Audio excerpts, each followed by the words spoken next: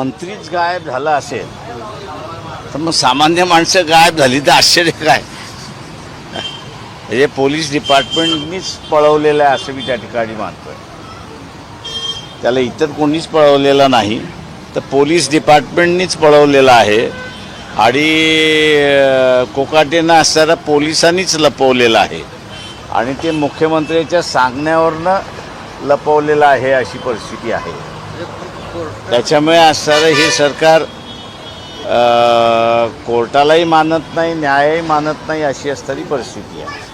वाचवण्याचा प्रयत्न कोकाटेनं होता, कारण राजीनाम्याची मागणी या शेवटी असे एक असं आहे की एकदा तुम्हाला 2 वर्षाची शिक्षा झाली तर तुमचा मताचा अधिकार पहिल्यांदा सस्पेंड होतो आणि कायदा असा म्हणतो की ज्याला 2 वर्षाची शिक्षा झालेली आहे त्याला आमदार, खासदार किंवा नगरपालिका, महानगरपालिका, जिल्हा परिषद असेल याचं सदस्य राहता येत नाही. तेव्हा कायद्याचा अपमान होणार नाही याची दक्षता देवेंद्र फडणवीस यांनी घ्यावी. त्यांचीसुद्धा एक केस नागपूर कोर्टामध्ये चाललेली आहे. तेव्हा त्यांनी ह्या दोन्ही केसेस लिंक करू नये अशी फक्त माझी विनंती आहे त्यांना. आपण काँग्रेस सोबत जाताय का? संपाळासोबत आपली बैठक झालेली आहे, सकारात्मक चर्चा झाली का? ते मी आता सकपाळांची कन्या जी आहे ती कन्या इंग्लंडला असते आणि अनेक वेळा त्या असणाऱ्या ओळखतो मी त्यांना त्या सगळ्या ह्याच्यामध्ये. आता त्या इंग्लंडला शिकण्यासाठी गेलेल्या आहेत आणि शिकण्यासाठी गेल्याच्या संदर्भातला त्यांचा असणारा जो काही एक विषय आहे, सब्जेक्ट आहे, त्याच्या संदर्भात त्या माझ्याशी असताना चर्चा करतात. तेव्हा काल ती चर्चा करण्यासाठीच आल्या होत्या. त्याच्यावरती त्यांच्या विषयाची चर्चाही झालेली आहे. माझं मीडियाला असणारं आव्हान आहे की काही गोष्टी या स्पेक्युलेशनच्या बाहेर ठेवल्या तर अधिक चांगल्या असं मी त्या ठिकाणी मानतो. तेव्हा ही गोष्टसुद्धा त्यासुद्धा विद्यार्थिनी आहेत इंग्लंडमध्ये आणि पुन्हा त्या असणाऱ्या जाणार आहेत. त्यांच्या असणाऱ्या काही जणांना त्यांनी असणारं नावं घेतली, त्यांचं असणारं व्ह्यूज त्यांना पाहिजे होते, त्याच्यासाठी त्या आल्या होत्या. त्या माझी विनंती आहे सगळ्यांना की याला असणारं आपण एक पॉलिटिकल कलर देऊ नये अशी माझी विनंती आहे.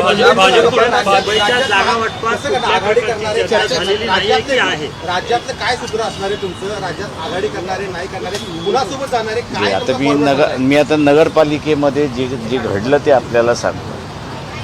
नगरपालिकेमध्ये आमची असणारी युती काही ठिकाणी राष्ट्रवादीबरोबर झाली, आमची असणारी युती काही ठिकाणी एकनाथ शिंदेंबरोबर झाली, इंटरनल अंडरस्टँडिंग काही ठिकाणी अजित पवारांबरोबर त्या ठिकाणी झाली आणि काँग्रेसबरोबर सुद्धा झाली आहे. नगरपालिकेच्या निवडणुका झाल्यात त्या ह्याच्यात. कॉर्पोरेशन जे आहे त्या कॉर्पोरेशनमध्ये सुद्धा आम्ही अधिकार खाली दिलेला आहे. जिल्हाध्यक्षांना आणि कॉर्पोरेशनचे अध्यक्ष जे आहेत त्यांना दिलेलं आहे. त्यांना जे जे सोयीचं वाटेल त्या ठिकाणी ते त्यांच्याशी बोलणी चालू आहे असं मी त्या ठिकाणी म्हणेन. पण आपण जसं मुंबईचं स्पेक्युलेशन केलं आहे तसे काही बोलणी झालेली नाही. तशी काही बोलणी करण्याची शक्यता वाटते का? कारण अशी काही बोलणी होऊ शकतात का? काँग्रेस त्या ठिकाणी एकटेच लढतायत, त्यांच्यासोबत तुम्ही जाऊन काहीतरी निर्णय घेऊ शकता? ते मला तर शिवसेना आणि मनसे त्या ठिकाणी एकत्र जात आहेत. ते शिवसेना आणि मनसे त्या ठिकाणी एकत्र जातात आहेत. शिवसेनेने असणारा आपला दायरा जो आहे तो अत्यंत कमी करून घेतलेला आहे आणि तो म्हणजे की मनसेला घेतल्यामुळे मुंबईमध्ये नॉन मराठी माणूस जो आहे तो काही मनसेकडे वळत नाही, म्हणजे मनसेमुळेच सेनेकडे वळत नाही अशी असणारी परिस्थिती आहे. दुसरं जे आहे ते म्हणजे सेनेबरोबर कोकणातला कुणबी हा मोठ्या प्रमाणात होता.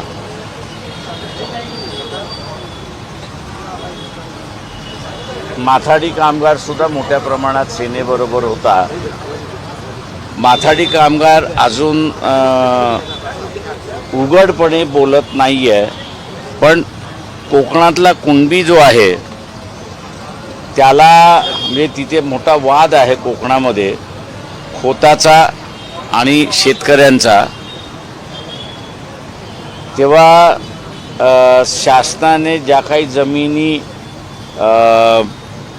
अधिग्रहण केल्या, या सगळ्या अधिग्रहण केलेल्या जमिनींचा मोबदला जो आहे तो खोताला मिळाला, पण तिथल्या असणाऱ्या धारकाला मिळाला नाही. तुम्ही आता सांगली धारक नका धरू, हे जमिनीचे धारक जे आहेत त्यांना मिळालेला नाही. आणि सेनेने या सगळ्या कुणबी समाजासाठी काहीही केलेलं नाही. आणि त्याच्यामुळे कुणबी हा सुद्धा मोठ्या प्रमाणात शिवसेनेवरती नाराज आहे असं मी त्या ठिकाणी मानतोय.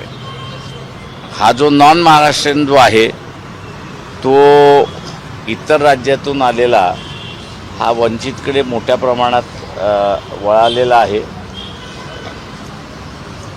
त्याच्यामुळे असणारा मुंबईमधली आजची स्थिती आमची चांगली आहे असं मी त्या ठिकाणी मानेन. पण आपण काँग्रेससोबत जाणार आहे की नाही या संदर्भात मात्र आपण स्पष्ट भूमिका मांडताना दिसत नाहीये. काही चर्चा होणार आहे किंवा नाही आपली शेअरिंग जास्त ते त्याच्यामध्ये असणारं आहे की मुंबई कमिटी आमची जी आहे ते अधिकार आम्ही मुंबई कमिटीला दिलेले आहेत. तेव्हा मुंबई कमिटी जो निर्णय घेईल त्या निर्णयाच्या पाठीमागे पक्ष राहील.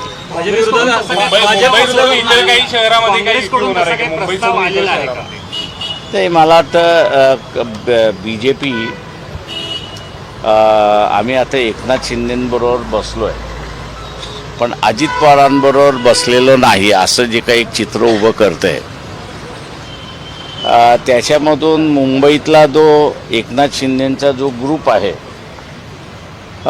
जे काही मला मुंबई कमिटीकडून असताना माहिती मिळालेली आहे, तर त्यांनी असताना त्यांना निरोप दिलेला आहे की तुम्ही घाई करू नका, जरा थांबा. त्याच्यामुळे असताना मुंबईकरांना विचारलं तुम्ही काय करणार, ते म्हटलं आम्ही अजून एक 4-5 दिवस थांबणार आहोत. त्याच्यामुळे आत्ताच्या याच्यामध्ये परिस्थिती फार फ्लुइड आहे असं मी म्हणेन. ठामपणे काहीच सांगता येत नाही. थोडक्यात सगळ्या पक्षांना चर्चेची दारं तुम्ही रिकामं ठेवलेली आम्ही सरळ म्हटलेलं आहे तुम्हाला की मागच्या वेळेस नगरपालिकेमध्ये BJP सोडून उरलेल्या सगळ्यांबरोबर आम्ही बसलोच आहोत. त्याच्यामुळे या कॉर्पोरेशन 29 कॉर्पोरेशन जे आहेत ते 29 कॉर्पोरेशनमध्ये तेच होणार आहे. ते खालच्या स्तरावरती ते आम्ही काहीच डिक्टेट करत नाही आहोत.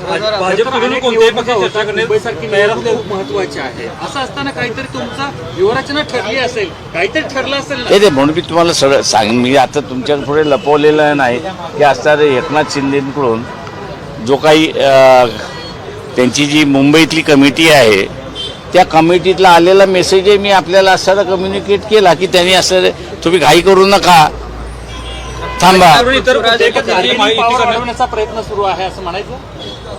बार्गेनिंग कसली म्हणजे असं आहे चर्चा करतात म्हणजे काँग्रेसवाल्यांनी थोडस जागा वाटपात विचार केला तर मग आम्ही त्यांचा शेवटी असं आहे 229 नगरपालिकेच्या अध्यक्षांच्या निवडणुका झाल्या. काँग्रेसचे उमेदवार किती होते? 50% सुद्धा नव्हते. म्हणजे कुठल्याही पक्षाबद्दल आपण बोलू नये, परंतु असताना जिथे एकेकाळी काँग्रेस फार स्ट्रॉंग होती हे मान्य आहे, पण आज ते राहिलेलं नाही आहे. त्याच्यामुळे असं आम्ही बार्गेनिंग नाही आहे. भाजपकडून इतर पक्षांची युती करण्यात तयार आहे असं हो आमचं असताना आम्ही तेच हे केलेलं आहे ना की भाजप सोडून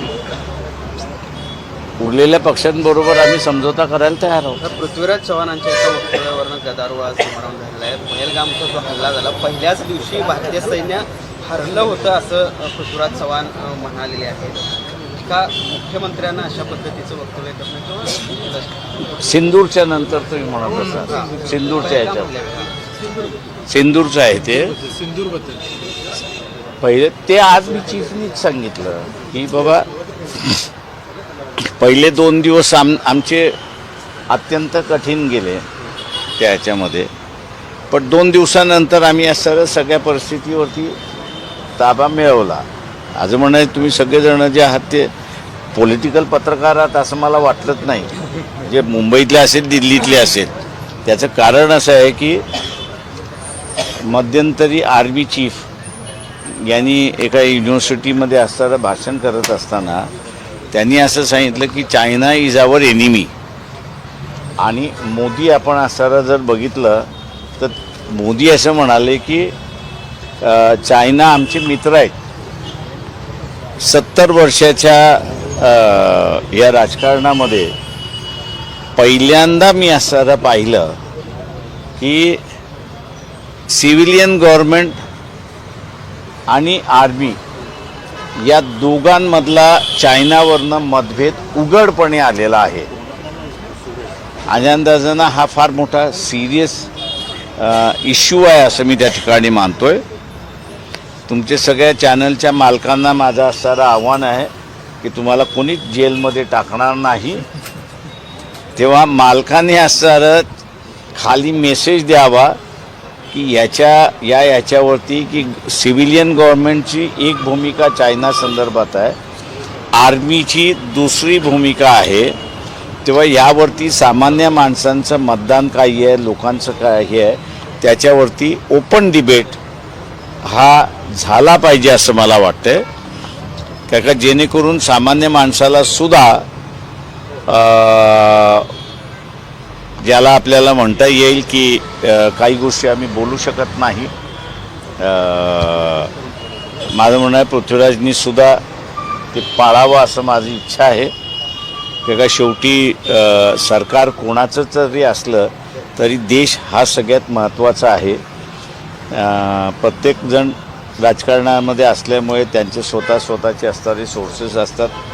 अधिकृत माहिती आपल्या सगळ्यांना मिळत असते, परंतु ती देशाच्या हिताची आहे की नाही हे बघून आपल्याला असणारं त्याच्यावरती वक्तव्य करावं लागतं. म्हणून आपल्या सगळ्या मालकांनी हा एक ओपन डिबेट का शेवटी ज्या भाषेमध्ये असणारं आर्मी चीफनी मांडलं ती मला जरा गंभीर वाटते.